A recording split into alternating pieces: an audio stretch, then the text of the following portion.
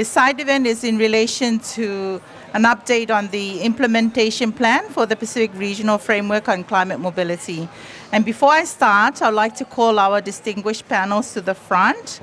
We have with us Mr. Baron Wanga, the Secretary General of the Pacific Islands Forum Secretariat. Pacific Island Forum Secretariat is one of the regional agencies that has been at the lead and supporting the member countries to develop this framework.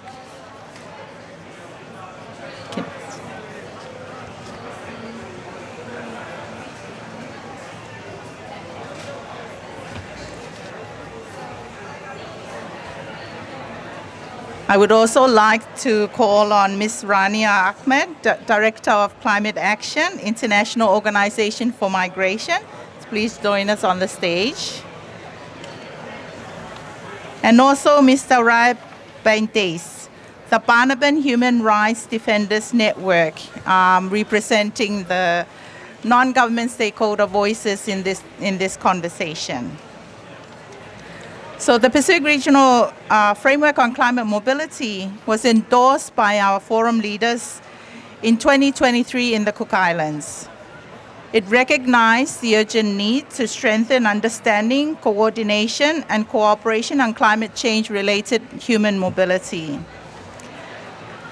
And it supports mechanisms to help people at risk, and also it's about adopting a proactive and planned approach to address climate mobility. And climate mobility is quite a sensitive issue in the region. So having a regional framework was quite a milestone in that context.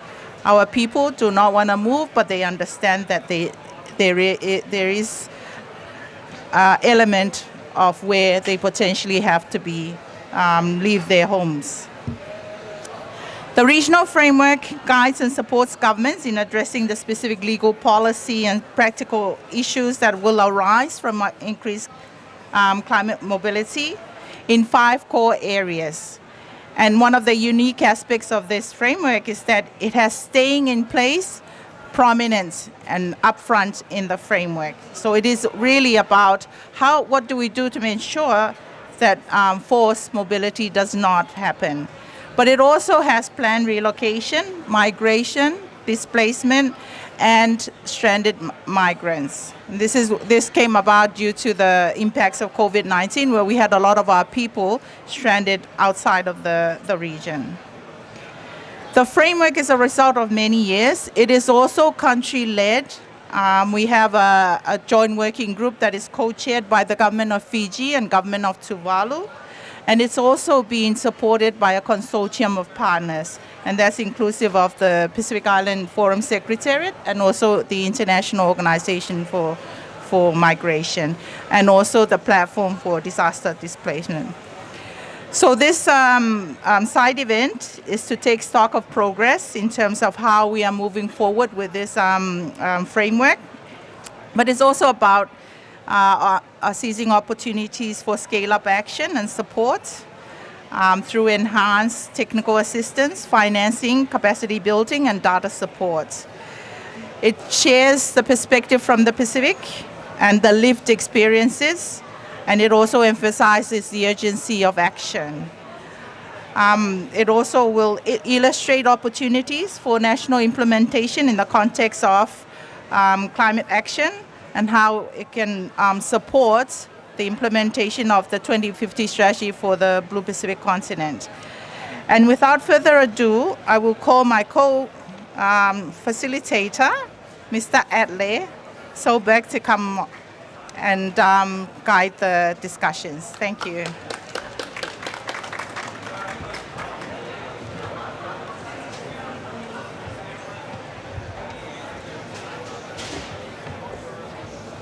Thank you, Thea, and good morning, dear colleagues. It's my honor to facilitate the discussion among our great panelists. My name is Atle Solberg. I work for the Platform on Disaster Displacement, the PDD, which is a state-led initiative currently under the leadership of Kenya and Costa Rica. Fiji held the chairmanship of the PDD some years back, and we are also expecting the permanent secretary for Minister of Environment and Climate Change Fiji to join us later, but he's on his way. It's all about implementation. It's all about action. We have heard during the first days of the Conference of the Parties, it's all about how do we make sure what's happened here can be translated into action and changes on the ground in the context of the adverse effect of climate change. And I think it's an exciting moment after the Pacific leaders endorsed and adopted the Pacific Regional Framework last year, that we are now at a stage where we are seeking opportunities for implementation. And without much further ado, I would like to invite Mr. Baron Wanga, the Secretary General of the Pacific Island Forum, to provide some opening remarks. And sir, you can speak from the podium, but we also have a microphone. Sir, you have the floor.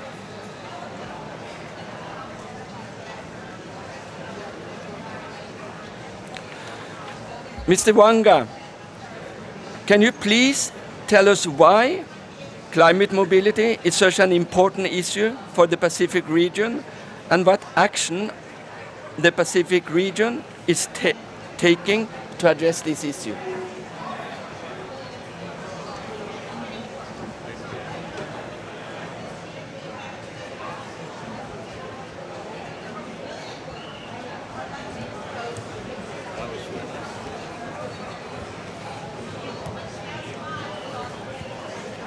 Thank you, Excellencies, heads of international organizations, friends and partners of the Blue Pacific continent. It is an honor to speak today on behalf of the Pacific Islands Forum and our Blue Pacific continent, where climate change remains the single greatest threat to our livelihoods, security, and well-being.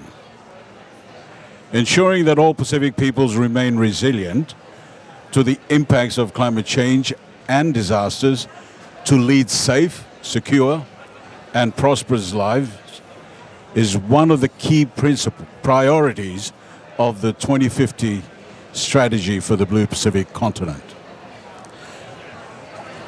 However, successfully rising to the challenge is becoming increasingly difficult for our Blue Pacific. The latest emissions gap report by the United Nations warns that based on current climate policies, the world is headed towards global warming of more than 3 degrees.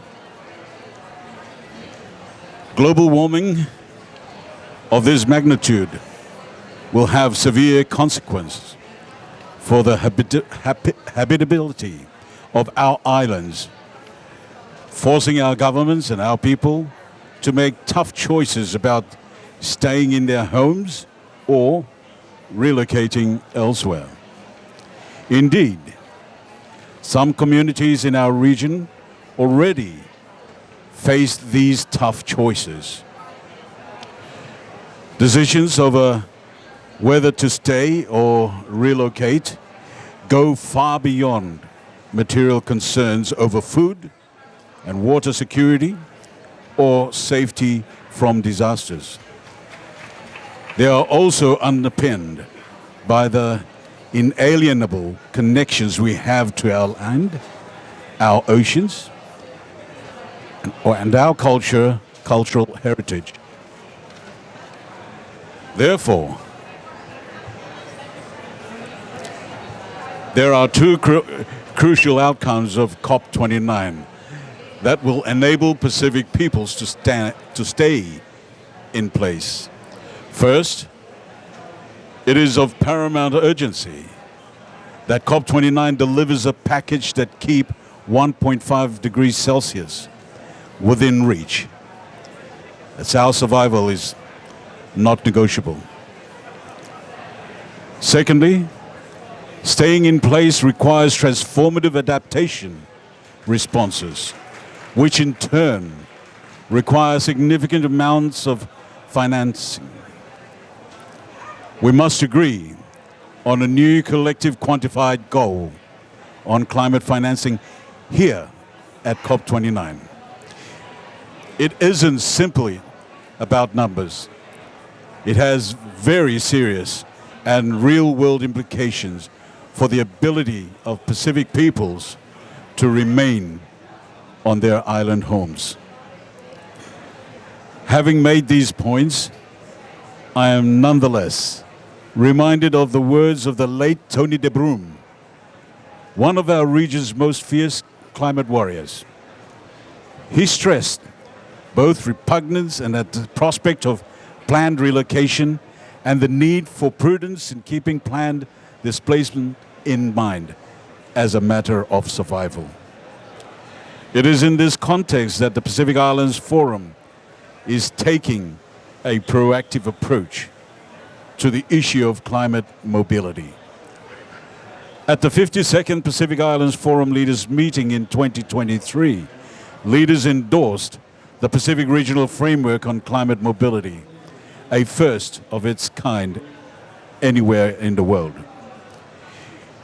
In adopting the framework, forum leaders commit to ensuring rights-based and people-centered movement in the context of climate change, including staying in place, planned relocation, migration, and displacement. As we begin to implement the climate mobility framework, I wish to stress that as a region, we have a rich foundation of skills, knowledge, and leadership upon which to address the challenge of climate change mobility. This foundation should form the basis of how our partners engage with us. On this note, I wish to thank our partners from the Pacific Climate Change Mobility and Human Security Project, who have provided enduring and genuine partnership in supporting our member countries in developing the framework. And I strongly encourage our donors and partners to support a third phase of the project to help ensure the Pacific Regional Framework on Climate Mobility can be implemented to enable a safe, secure, and prosperous Pacific. Thank you very much. Thank you,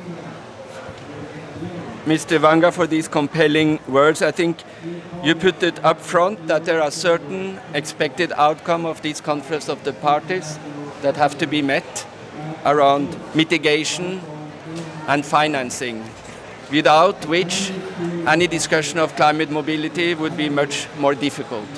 And I also want to congratulate the Pacific Island Forum and yourself for the leadership of the regional framework. It's one of its kind, it's unprecedented at the global level, and we as partner, we stand ready to support you in the implementation of the framework.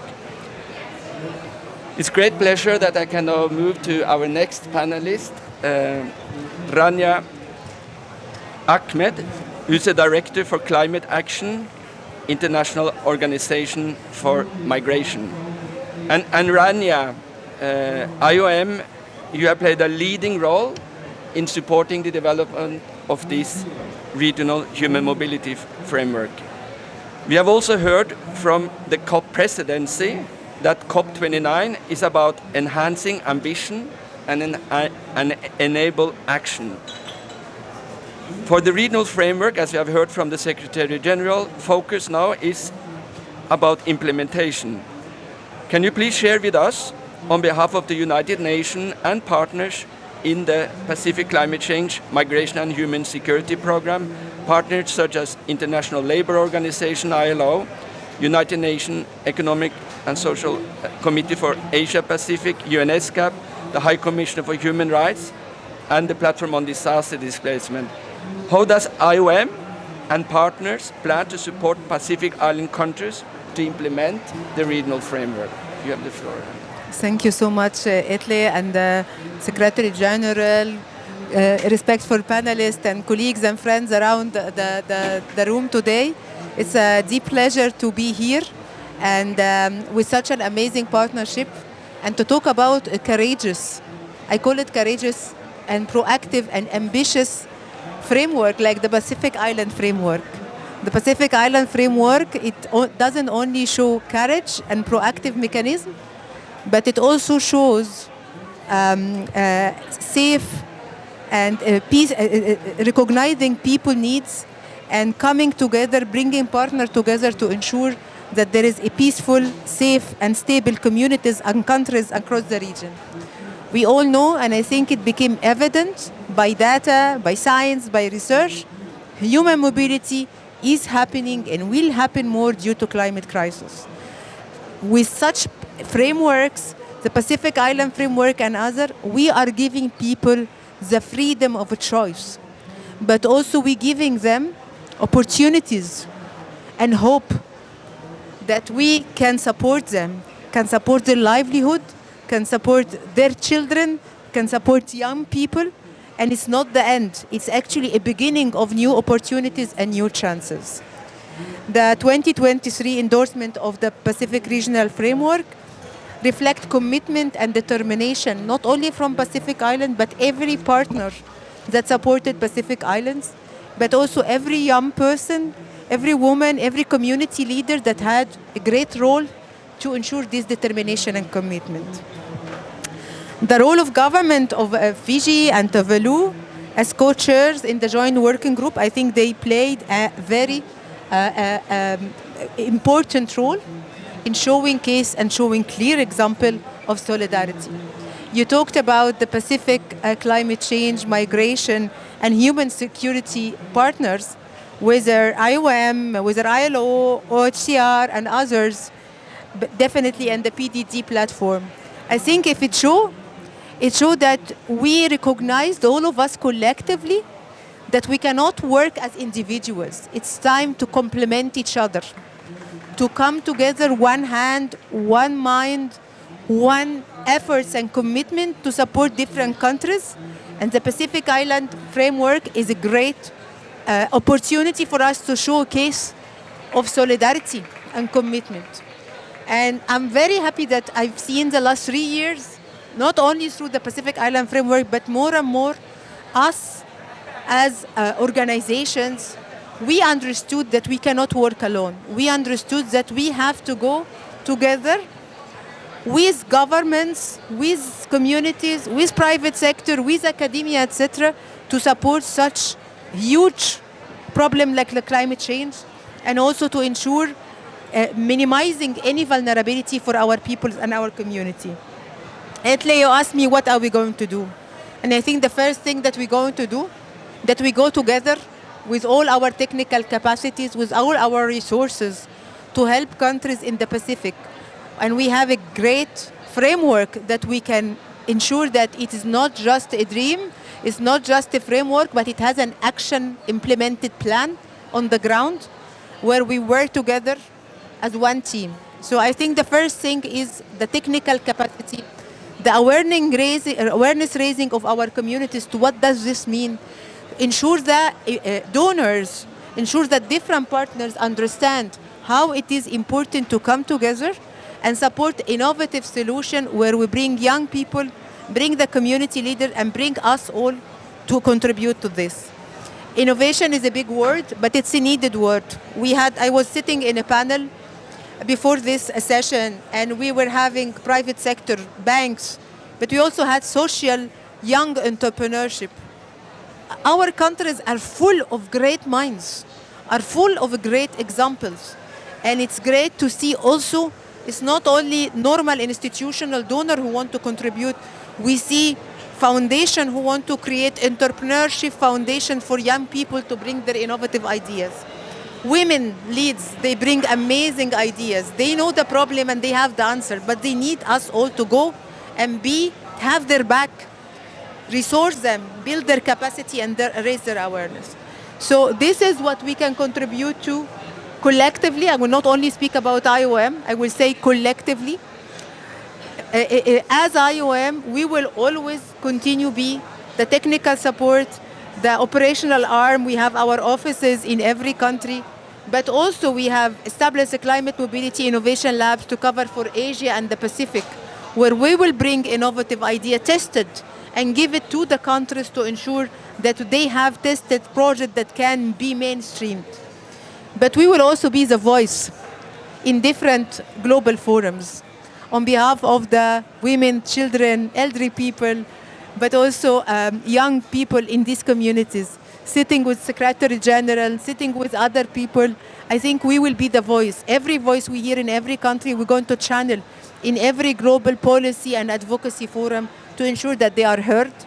And there is a clear, beyond the only discussion, there is a clear solution of implementation, advocating for resources and advocating of we need to be there, not to continue have the just discussion, but to move to implementation and actions.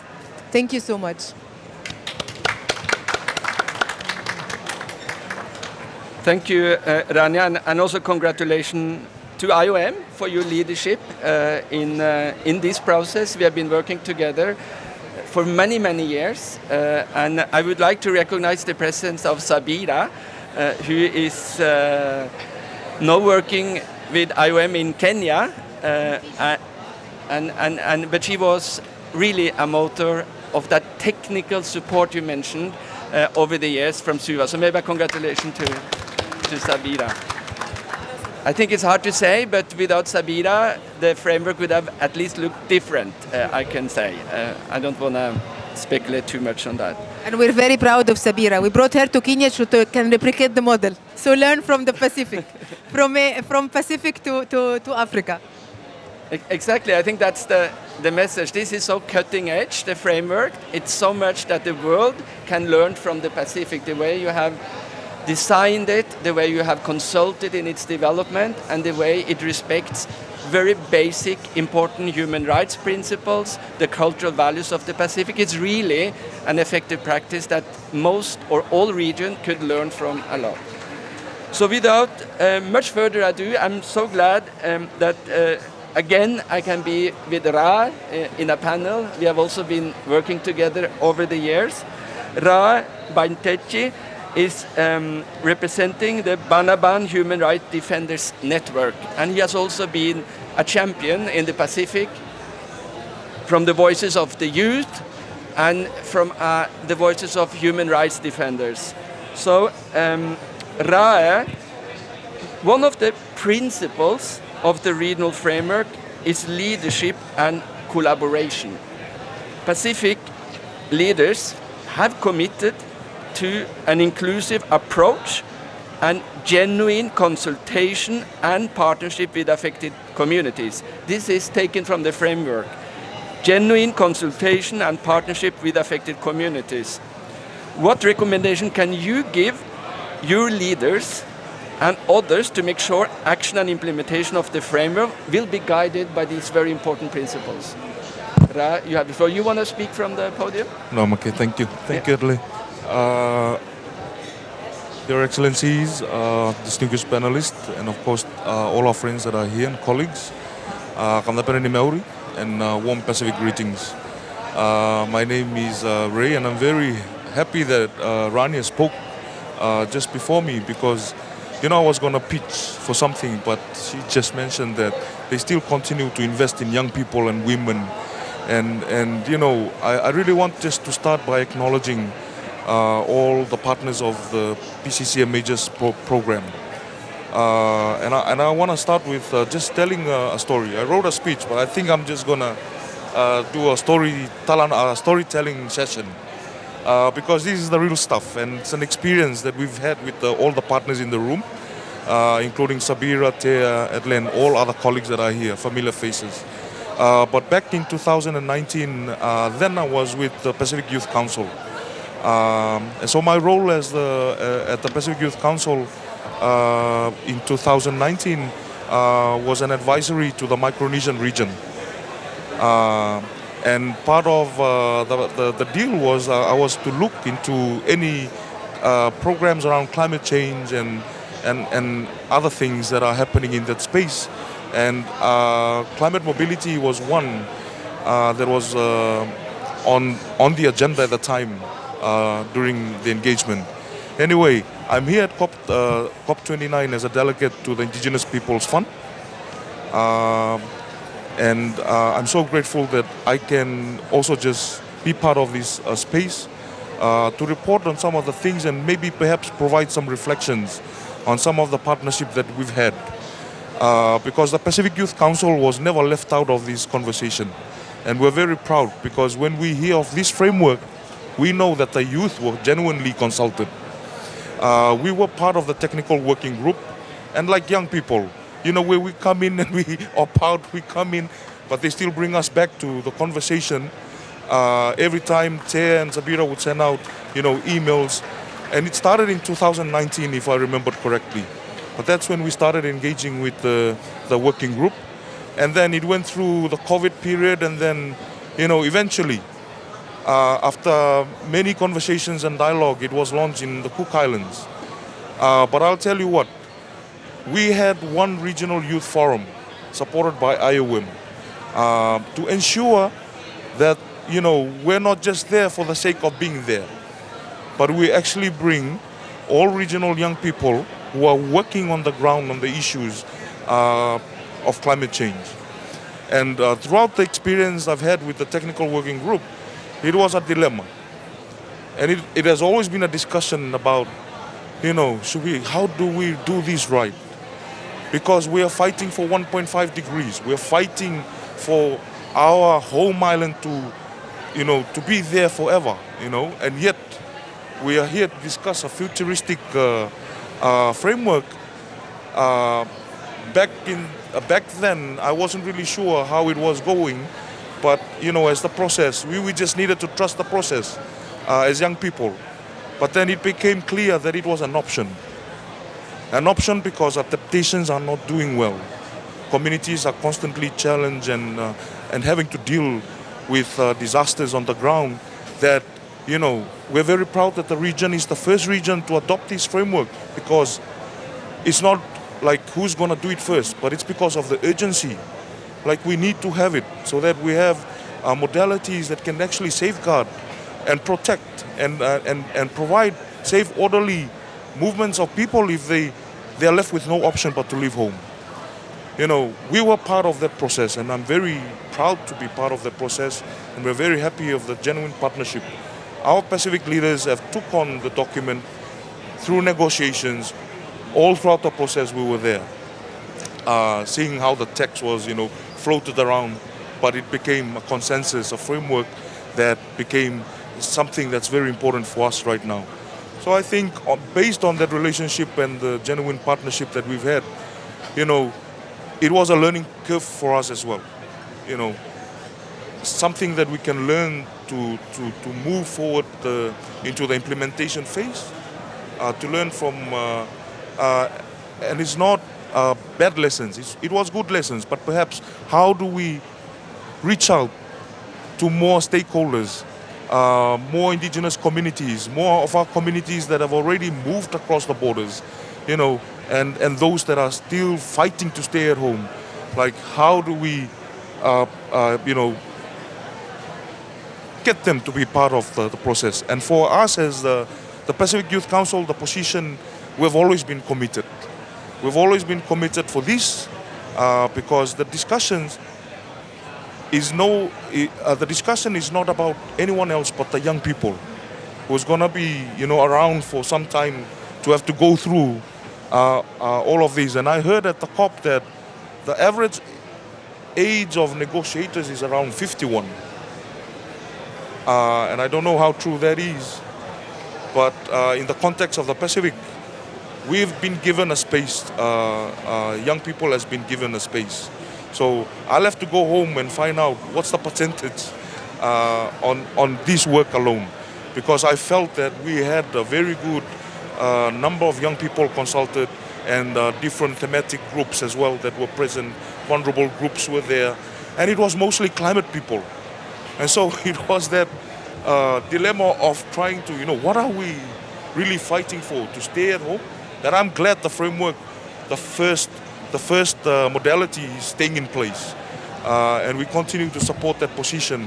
But in terms of this COP and, you know, dubbed as the financing COP, I think one of the key recommendation is perhaps how do we mobilize more resources for young people so that they can continue to be part of the discussions and to take the discussions at home, because it's important not only for us there in the space, but also to bring back these conversations to our communities, to translate the materials or the meeting minutes to the language that they understand so that they know what is being discussed at these forums.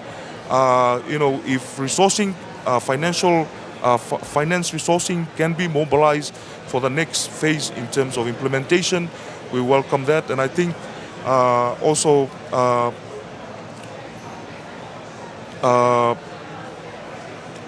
the fact that the young people need to continue to be engaged in the process.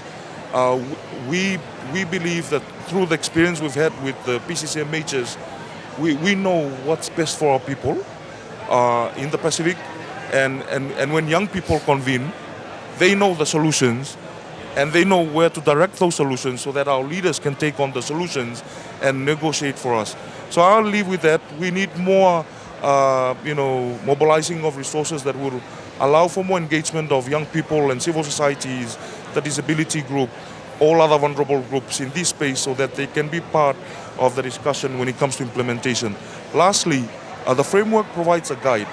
I really look forward to our leaders to take this framework home and domesticate it into existing policies and legislations to kick it off the ground, to say that we've not only just done the framework, but we're actually implementing it and taking it seriously to ensure that we've safeguarded our people when they choose to leave or when they choose to stay. And with that, I'll end, but thank you so much for having me on space. Naka. Thank you so much, Ra, for your observation and recommendation. And it's very encouraging to hear that you also feel ownership from the perspective of the Youth Council and the youth to the framework. It's all about the future and how we design the future. So we need people like you and people like me. We are too old already. I'm actually helping to increase the average of 51. So I'm so sorry. Yeah, exactly. We are all getting there. So thank you. This is now an opportunity for you in the room to put questions to our panelists, to have a conversation about how do we support implementation of the framework, what do countries need, how can maybe other regions learn from this experience. This is a great opportunity to hear firsthand from our great panelists. And let's have an interactive dialogue. We have two ladies already. Please introduce yourself.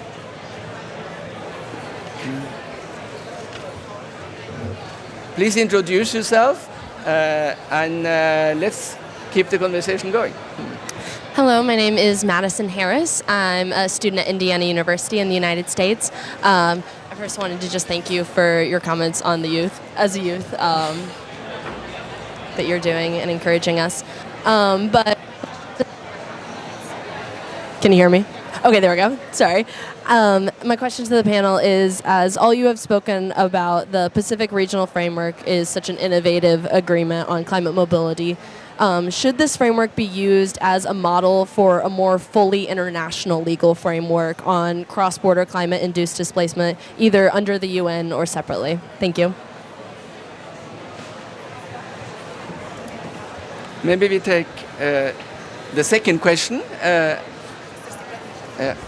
Please, sir. Yes, just quickly. Yes, the framework, as you heard, is well looked at by leaders and as a youth representative from the Banaba mentioned that they were consulted, and there's a great effort put into preparing the framework. It is an excellent framework, and for us in the Pacific, we have an annual meeting of our leaders every year. And this year, we were in Tonga, and again, these sorts of discussion keeps coming up. And we, again, had a great representative of youths. We always involve our youths in any process of discussion where frameworks, where issues impacts our livelihoods. And yes, it's an excellent framework that can be used as a sample sort of thing, and maybe can be other countries. We have different vulnerability levels with different situations, but the same sorts of sorts of challenges are always there where there's climate change impacted livelihoods, where people have to decide whether to stay put, which we in the Pacific would like to do. As you can hear from him, we want our islands to stay there forever. Okay? And that it covers that as well, because I'm pretty certain that all cultures, everywhere they are, wherever they may be, will first priority is to remain there, at home. But when the situation is very, very crucial and tough, there is a real crisis that they cannot handle anymore, that there's always that option. There has to be an option for people to consider maybe moving elsewhere. Before I finish, let me share this with you. My island, I come from a small island next to Banaba in the small Central Pacific. We are a one island, they are a one island. Just one tiny island. We're not in millions, we're in thousands. Our island, about 90% of our people live on the coast, only 1 meter above. And if we're going to migrate, where are we going to migrate to? Not like Fiji. We cannot go to the higher islands or to the other islands. Where should we go? Australia, New Zealand, Canada? No. We love our islands, so we said, let's move higher. So we have to move our critical infrastructure and everything that were already around the coast to the higher ground. So these are other options that we want to encourage. That's an example of difference, you see. But yes, we encourage everyone to consider this. I think it's an excellent framework that we can share, and share the best practices from outside coming in, from us going out. Thank you.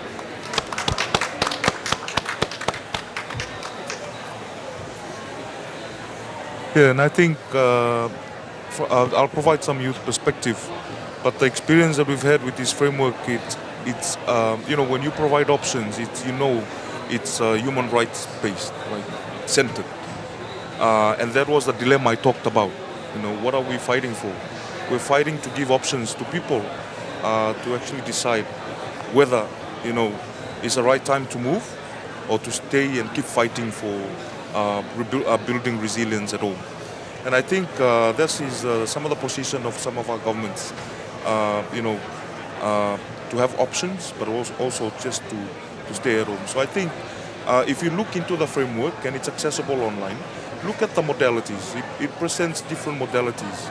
And number one is staying in place, and then there are other modalities that would resonate with some of your region's issues. And you'll see that, like what SG had just mentioned, it was very well thought. And the process took a lot of conversations and a lot of efforts, back and forth conversations to come to an agreement and consensus on the best, if not the best, a model that can be replicated in the region. I think let's go to the other questions first, and then Please. Hi, my name is Valerie. Can you all hear me? Okay. I'm also from Indiana University in the States. So I actually had some similar questions, and you actually just answered my next question, which was going to be what sorts of challenges came with negotiating this agreement. But I am kind of curious. My specialty and area is on Thailand, and there's a lot of Myanmar migration going into Thailand. So I'm wondering if you see this kind of partnership as being a long-term type of advocacy you can do, as well as advocating kind of as a group on the international platform. If you could speak a bit about that, that would be great.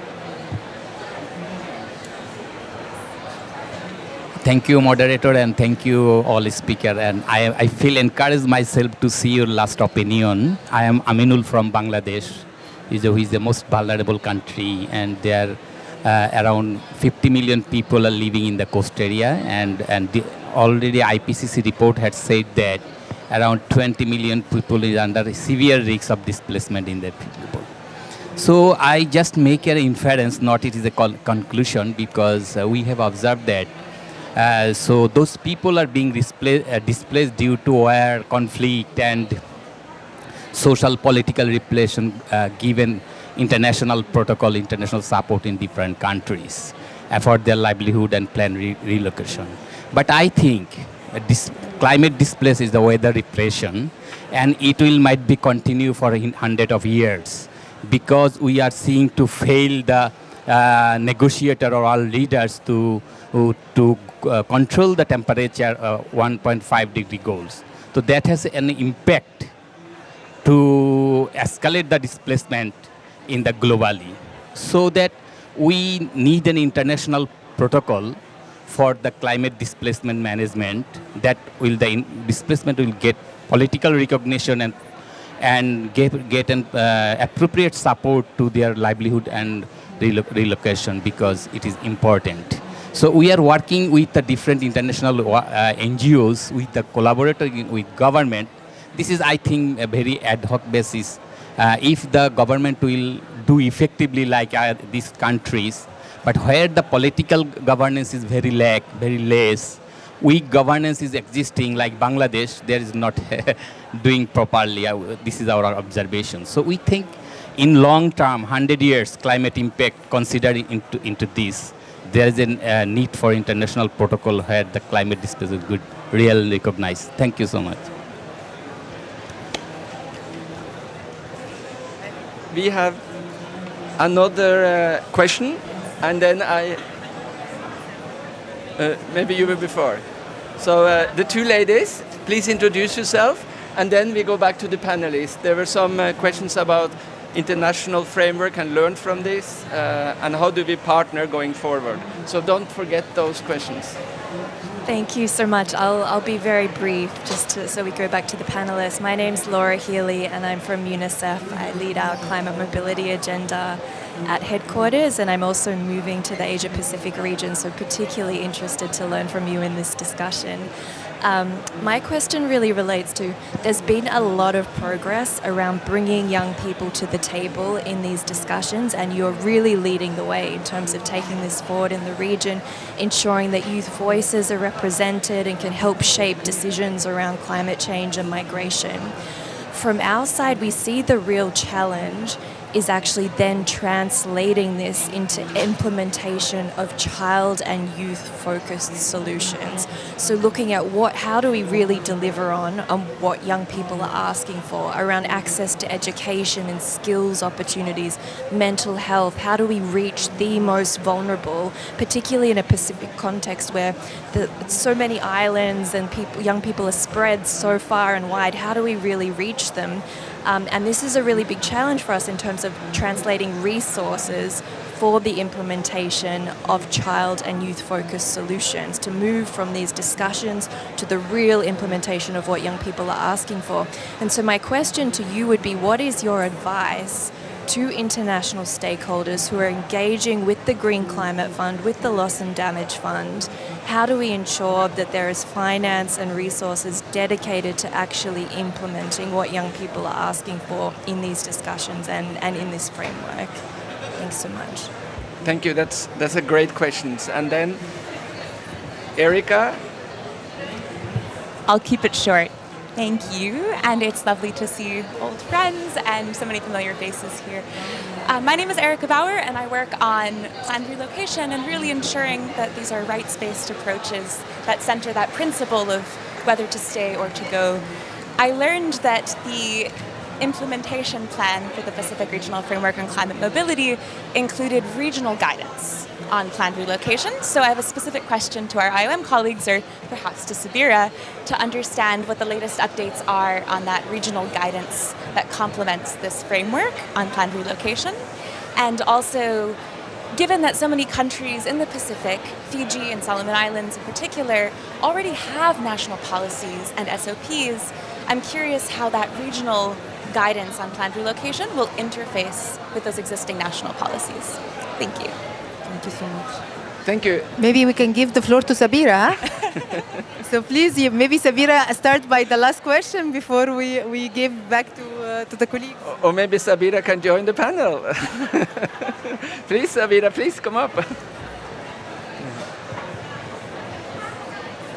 Thank you, colleagues. I actually wanted to deflect this question to Tia. We always work in partnership across the program, and I think Tia would have the absolute latest updates, but just to say that, yeah, this is definitely work in progress.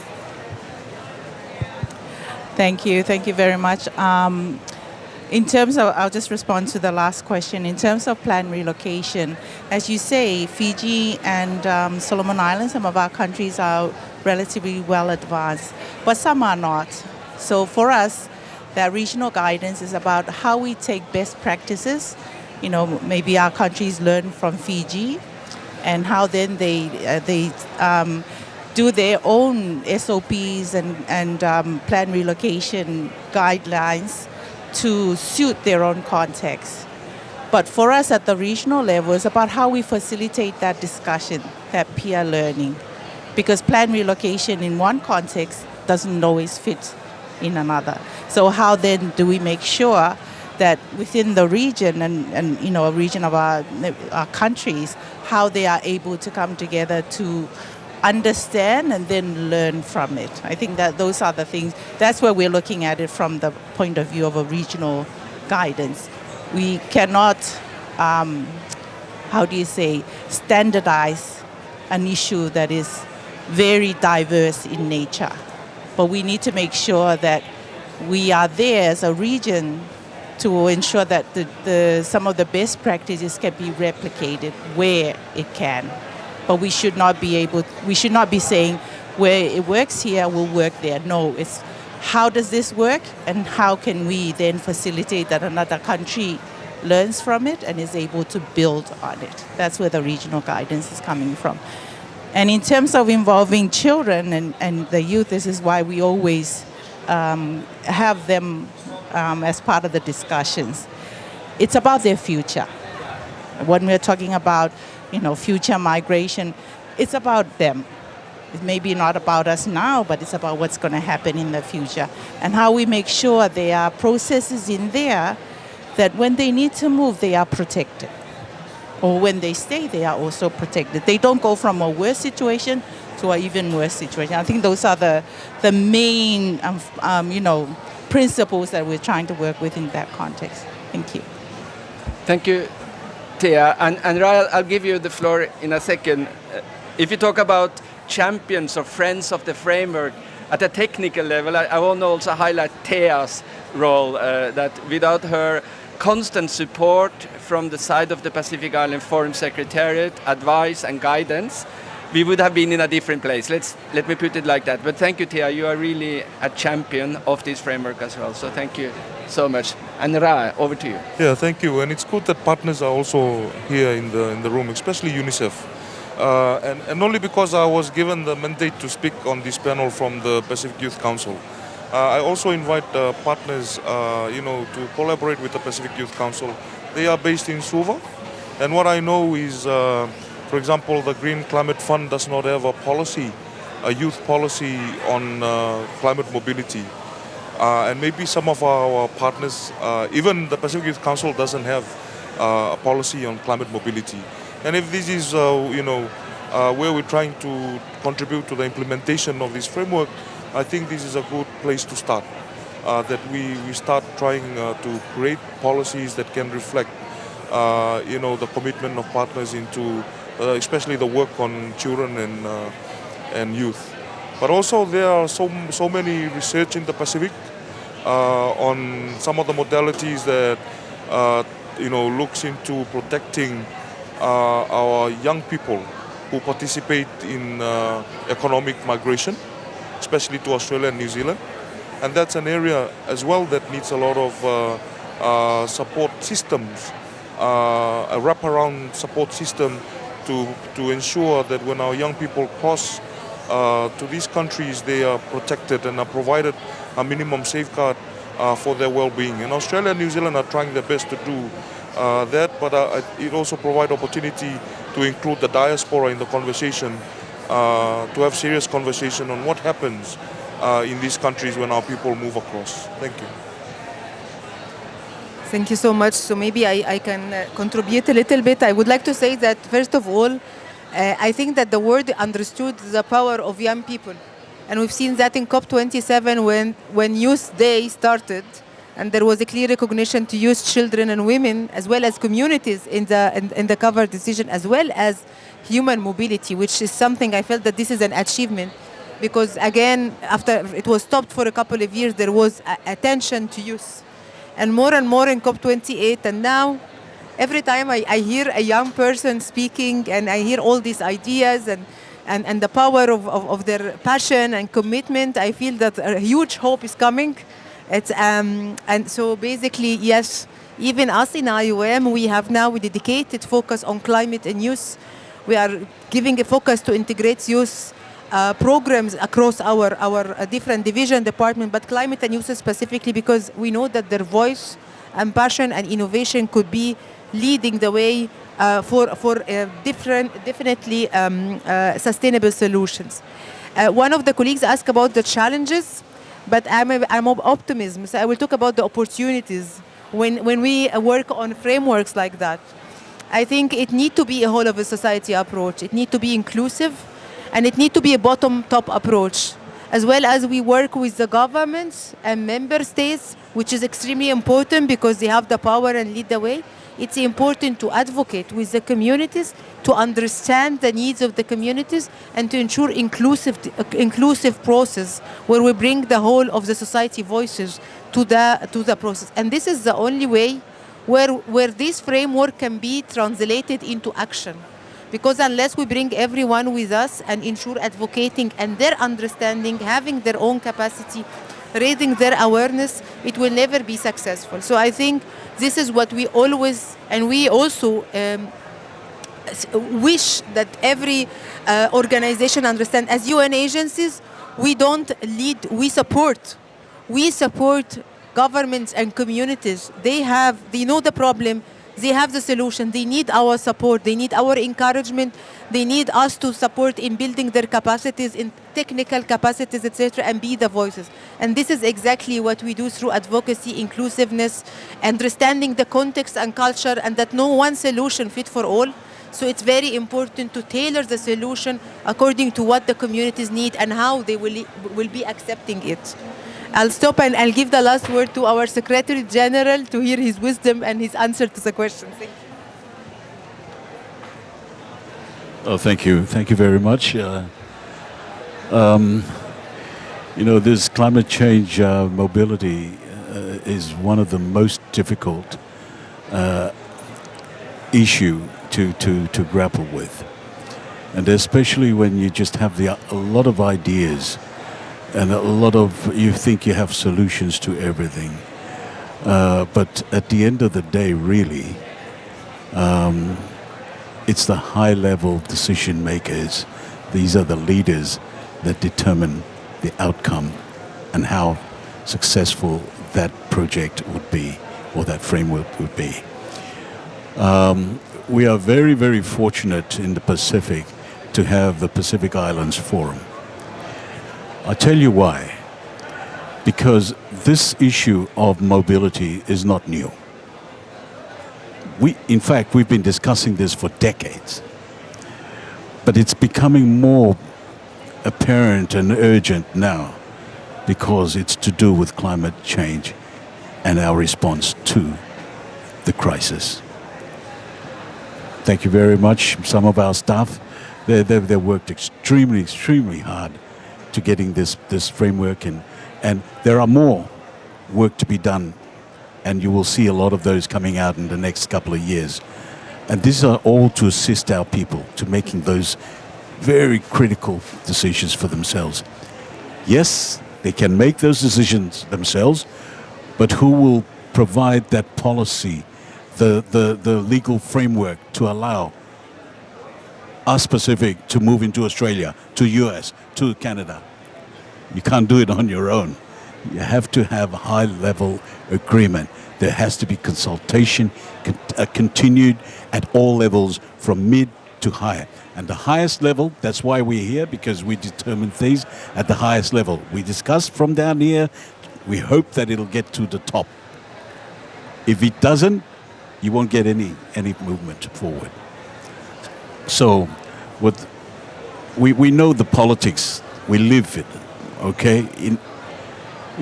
In the United States, they just changed government administration again. What about us in the Pacific? They were so small, with different governments changing over and over and over again.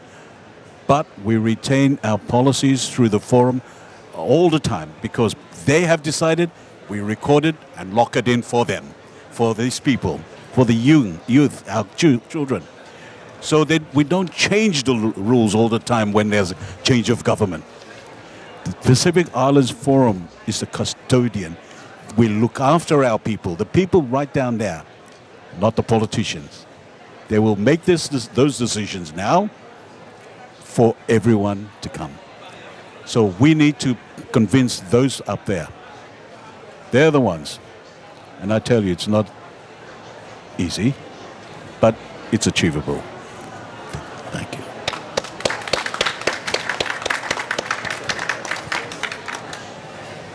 Thank you so much, Secretary General. We are at the end of the hour. I do not think I can add anything to what we just heard.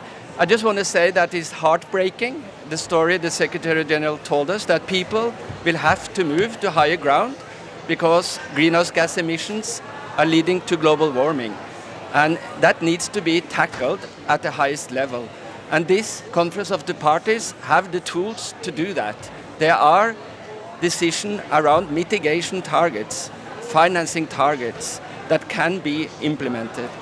But we also know that we are beyond adaptation, we are beyond choices in certain circumstances, and that we need to be prepared for that. I recalled your predecessor, Honorable Henry Puna, when we started this discussion in 2013 in Rarotonga, Cook Island. He said that if we fail to plan, we plan to fail. And I think that's also one of the messages underlying the framework. There is a future we need to plan for. But the option is not to move, as we have heard from the Secretary General and from Ra. We have to do our utmost around mitigation and adaptation before we get to that. So thank you so much. This was a great panel. I really think we grounded the discussion. I learned a lot, and I feel energized to support the implementation of this regional framework. So congratulations to the panelists, to you, and have a nice afternoon. Thank you, sir. Thank you. Pleasure.